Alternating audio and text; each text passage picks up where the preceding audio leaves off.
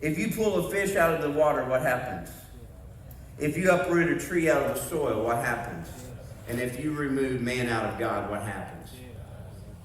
You must be connected to your source to understand your potential. And so what God says is, I want you to be blessed, and I'm speaking over you fruitfulness. In other words, I'm speaking to you like a seed.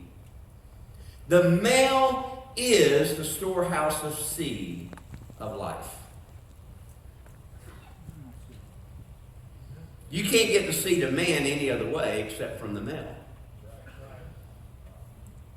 So the seed within you, the DNA, the identity of really God's image on the earth is housed within you. You are the physical representation of God's image upon the earth. How many of you feel the weight of that right now? Because God placed within you the reproductive ability to produce after your own kind. So what God says is, I want more just like you, and I want you to cover the earth. I want you to completely cover the earth with your representation of me. Now, why is that so important? Well, you and I are dealing with an enemy.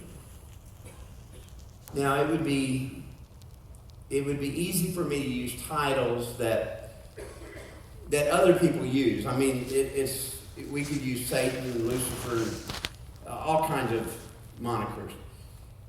Let me give you one so that you understand what he's actually trying to do. Let me explain to you your enemy. Your enemy, let me say it this way, is an anti-man spirit.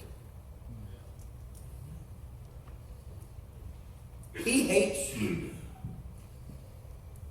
The enemy has been defined, and you're it. He hates the idea of God's first words over you is blessing and fruitfulness to produce after your own kind. Here's why it's important, because